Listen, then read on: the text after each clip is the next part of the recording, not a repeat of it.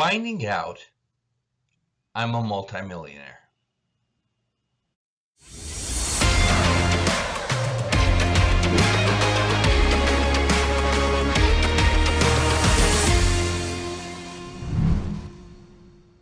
Welcome to Step Ahead with Ernie Rivera. I am your host, Ernie Rivera, and here at the show we smash FUD like you smash that like button. So go ahead and push like if you wouldn't mind. Subscribe, hit that notification bell so that you get the new episodes as soon as they come out. So here's the thing, we're going to talk about some really weird and wild stuff.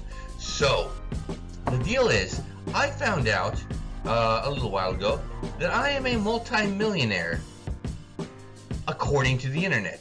And hear me out, there's a little bit of backstory here.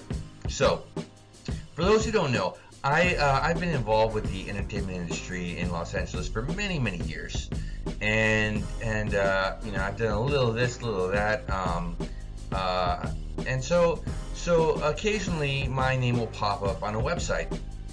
And naturally, the other day I did one of the most healthy things a person could do, which is to Google their own names.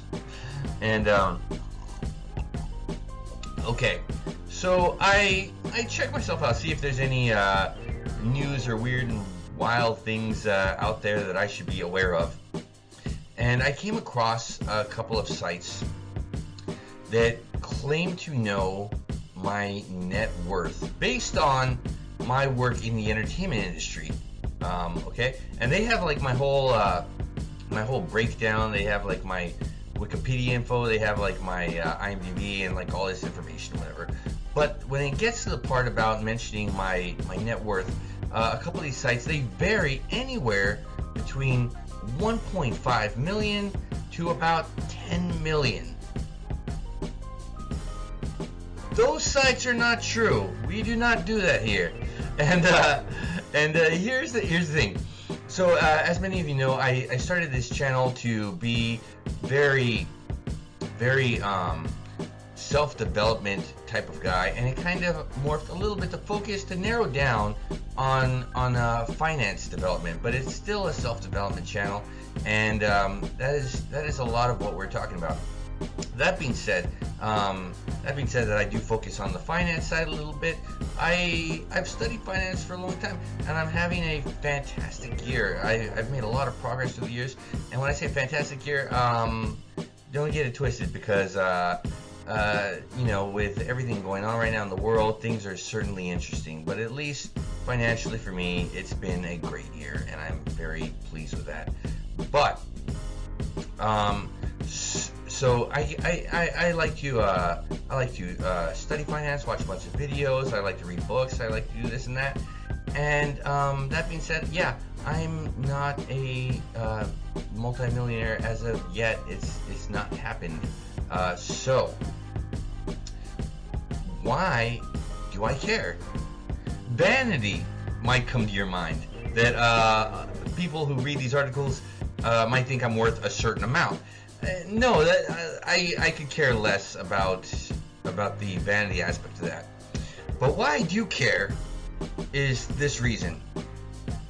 I find it exceptionally aspirational to see my name next to those figures.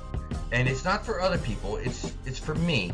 When I see it, I find it aspirational. When I wanted to be an actor many years ago, I didn't know the first thing about it, but what I did do is I put my Facebook page, I tailored it to look like someone who had been in the entertainment industry for many years.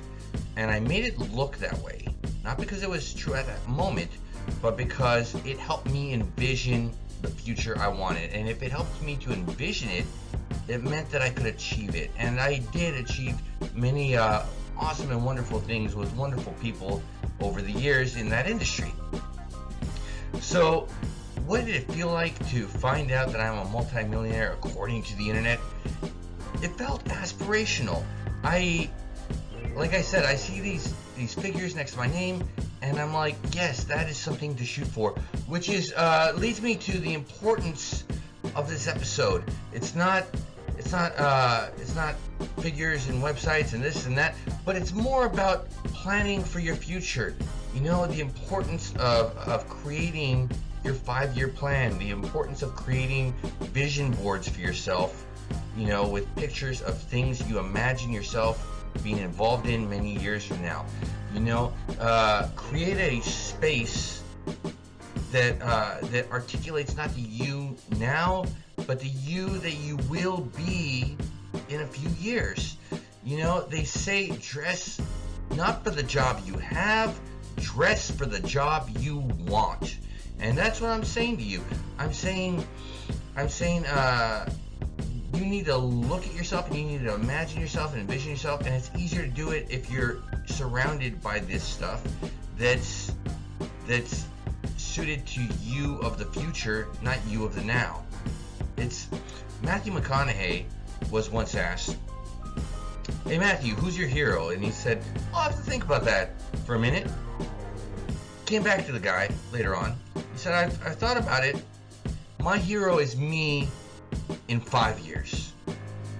And okay, so 5 years later, 5 years passed.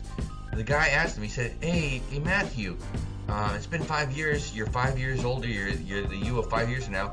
Are you your hero yet? And he said, not even close. He said, my hero now is me in another 5 years. And it went so on and so on and so on. But that is the point. The point is that it's if we can trick our minds into believing, into knowing this stuff is going to happen. If we can make our surroundings appear more like we want to be and less like our current selves, but more like the selves we are trying to become, then we can become it more easily. It's very, visualization is a heck of a thing. It's very, very important. And again, you know, some of the things that could help with this, like I said, they mentioned me on these websites, and they said, okay, he's worth this much, X, Y, and Z. You know, you should be doing that yourself in your own journaling. You know, you journal each day your goals, your aspirations, your plans for the next several years. What you want to hit exactly. Do you want to have your own business? Do you want to have a certain number in the bank? Do you need to have a certain number in the bank? Do you need to have a certain number in investments? What do you want to be?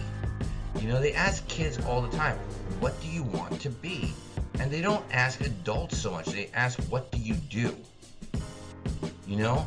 And I think what you do is less important than what you want to be. And I think that is a question for adults. And we should always be working towards that. Friends and family, you need to know this. I really, really, really love talking to you guys. It's a pleasure for me. It's a treat. It's you know, I get to do these videos with you, and it's like the high point of my day to be able to communicate to you all, to all of you out there. It's really an amazing feeling, and I want to keep on sharing with you guys. You know, I would love it if you wrote a little something in the comment section. You know, if you clicked like and subscribe to keep us in touch. If you want me to check something out, write it in the comment section. I'll check it out. And it's just like, it's so amazing that we get to do this together. And so like, I'm just so pleased and honored that you're spending this time with me. So I just want to leave you with this one last thing. Lobsters, crabs, shellfish like that, they get to a point where they are uncomfortable in their own surroundings. They become uncomfortable. And it's because it no longer is the right fit for them. So they go out to find or create a new surrounding for them. And do they find one that fits them perfect like a glove? No. They find one, or they create one that's bigger than they are. They find new surroundings that are bigger than they are, so that they are free to grow into it. Do you hear me, people? They find a new surrounding that is bigger than they are, so they can live in it for a while and grow into it. They need that space to grow into it. They need those bigger than everyday life surroundings in order to grow into who they are really going to be soon. And that's all I want to leave you with. So again, if this video has meant anything to you, I just hope you'll click like, subscribe, hit that notification bell. It's been again an honor and a pleasure doing this video for you, and I hope we all get to talk soon. Write in the comment section if you like, and it'll be awesome. I will read, respond, all that good stuff. I hope you have a great day, and peace.